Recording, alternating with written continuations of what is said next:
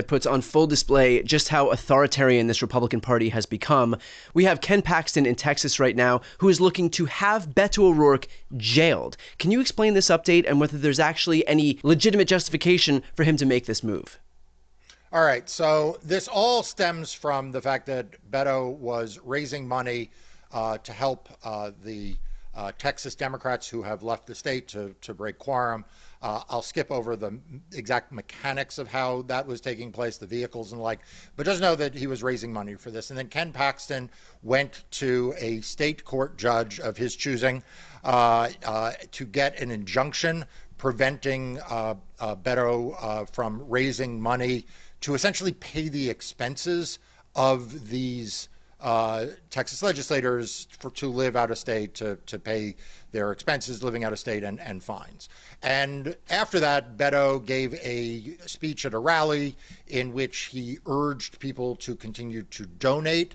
But here's the thing. He doesn't, as I read it, say that it is to pay for those particular expenses. It's to say that these folks need resources to fight. And of course, they do need resources to fight. They need resources to fight, for example, in court, because Ken Paxton is suing them in court. They need resources to fight in court because, of course, Greg Abbott is suing them in court. So I think that this is a bit of a stunt on the part of Ken Paxton to try to intimidate his political opponents, in this case, Beto O'Rourke, while also trying to chill the fundraising that might go towards these state legislators. But like most things involving Ken Paxton, it's not really on the up and up. Can you offer some insight here into, I mean, this is a Republican Party that fell over itself, complaining, whining, bitching, and moaning over the fact that Donald Trump was rightfully held to account in the courts for all of his criminal behavior in the lead up to the 2024 election, including stealing classified documents from the White House, trying to prevent the certification of the electoral votes, and also meddling in the election in Georgia, among other crimes that he committed. And all of these Republicans fell over themselves because anything that happened against Donald Trump was evidence of the weaponization of government against a poor, defenseless Republican. But now, all of these same Republicans who were whining and complaining then are now looking to wield the government against their political opponents. Yeah, look, the hypocrisy within the Republican Party is just unbelievable. I mean, you know, by the way, these are the same people right now who proclaim that they are afraid to walk outside on the streets of Washington, D.C. You know, some tough guy alpha males these are, right? Yeah. They're like cowering. I will tell you, I walk outside on those streets of Washington, D.C. and find it safe enough. But on this point, the hypocrisy actually goes even deeper. It is not just that these are the same Republicans who defended Donald Trump and, you know, insisted that the criminal justice system be ground to the halt to protect him, but they also defended him speaking out in ways that were directly contradicting court orders. Remember, he kept having to be admonished by judges, including the judge in New York, for what he was saying about jurors, what he was saying about the court, what he was saying about court personnel. And all we heard from the Republicans at that point was, oh, this is political speech. Oh, you can't limit what Donald Trump is saying because this is all tied up campaigns. Well, you know, what Beto O'Rourke is doing here is quintessential political speech, which is why I honestly have my doubts about whether this underlying order that barring him from speaking is even constitutional. But it is core First Amendment political speech. He's talking about politics. He's talking about a political issue that is the hottest political issue, certainly in the state of Texas, arguably the hottest political issue in the country. And here are the Republicans trying to shut down speech. You know, didn't they tell us that they were the party of free speech? I seem to remember something along those lines, but a mere faint memory that's fading by the day. You know, the other thing that you and I have talked about that makes this particularly hypocritical is that this is also a party that keeps defending its Department of Justice, that is constantly walking on the razor's edge of contempt. Yeah. You know, like, this is a party that knows something about contempt. Like, you know, it is constantly being admonished by judges for violating their court orders.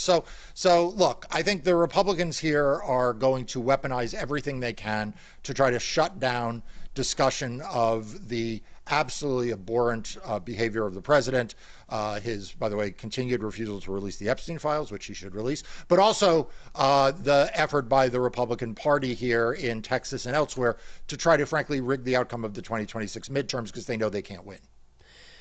Mark, do you have any concern about Beto falling victim to some right-wing judge? I mean, most of the judges on the Texas Supreme Court were appointed by Greg Abbott himself, and these are all people that are hardline right-wing Republicans. And so, look, I understand that in an ideal world, these judges would actually follow the law, but we don't live in an ideal world. And so what's your level of worry that, as misguided as this lawsuit against Beto might be, that these political actors, that these partisans on the court, deferring to Ken Paxton and Greg Abbott might actually allow this farce to continue?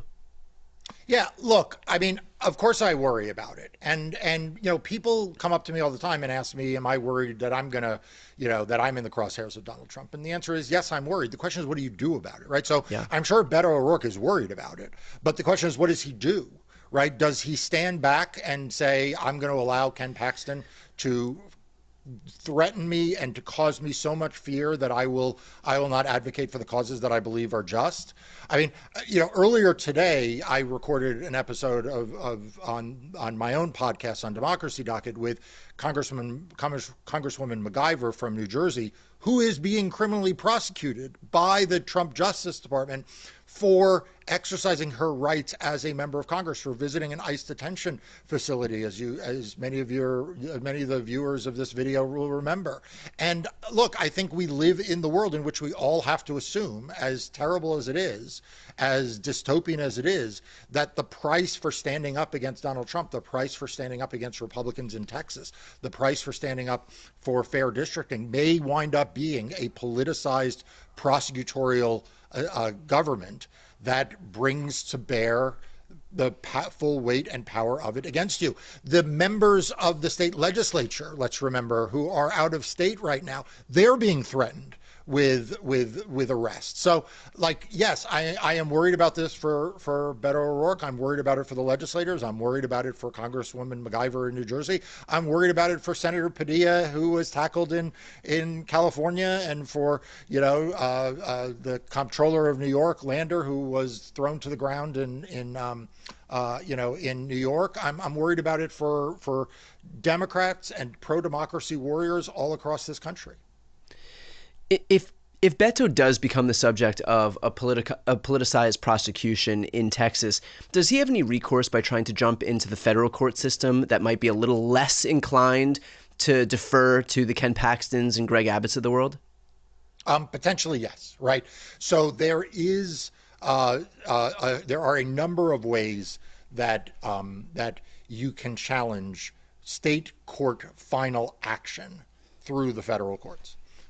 It gets a little complicated and a little fact specific. But for example, if he was in fact jailed, right, he was taken into custody, you could file a habeas petition, right? So that's one way that you can collaterally attack or collaterally challenge state court action. But again, that's not a sure thing. And there are things, and that doesn't mean you won't be dragged through a whole lot of process in the meantime. And that assumes that the federal courts, by the way, in Texas and the Fifth Circuit are any better than the state Supreme Court of Texas, which, is not a sure thing either.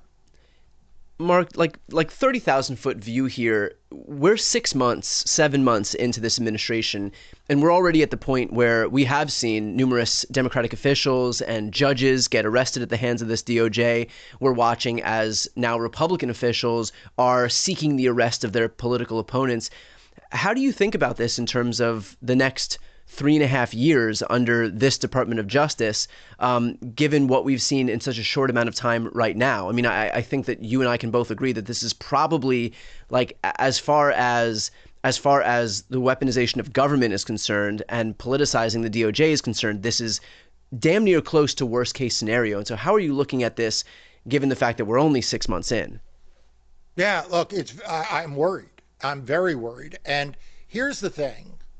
And I think everyone watching this will agree. You see it everywhere you turn. In fact, once you see it, you can't avert your eyes to it. That, frankly, Donald Trump and the Republican Party are unraveling our country's democracy. whether it is a bunch of teenage boys rummaging through federal agencies as acolytes to Elon Musk, whether it is Pam Bondi and the politicization of the Department of Justice to go after Donald Trump's political opponents, whether it is Kash Patel and Dan Bongino acting as if they never called for the release of the Epstein files and acting like they can just move on from that and no one will notice, or whether it is what Ken Paxton and Greg Abbott are doing in Texas, or what other Republican governors and AGs are threatening to do in redistricting elsewhere in the country. Whether it's the criminal prosecutions that are being threatened against these state legislators, or, as you point out, the criminal prosecutions we have already seen against Congresswoman in New Jersey. Everywhere you turn, the tapestry of American democracy is being unraveled. And so we would hope that the large institutions would stand up against this. You'd hope that big law firms would be rushing to defend. You'd hope that media companies would be rushing to provide accurate coverage of what's happening. You'd hope that the universities would be at the forefront of leading movements of young people to fight back and stand up against this. But none of that's happening because the largest institutions in our country are the most guilty of doing the least when they are available to do the most. Yeah. Instead, it is falling to everyday citizens. It's falling to the people watching this videos. It is falling to the Beto O'Rourkes. It is falling to the Brian Tyler Cohens and the Marc Eliases on our YouTube channels. It is falling to all of us to pick up the weight. But there is no guarantee that over the next 3.5 years, this won't get much worse. It probably will get much worse. But we need to celebrate the Representative MacGyvers, the Beto O'Rourkes, the Senator Padillas, and the independent media outlets that are willing to stand tall, even as democracy all around us seems more and more in trouble.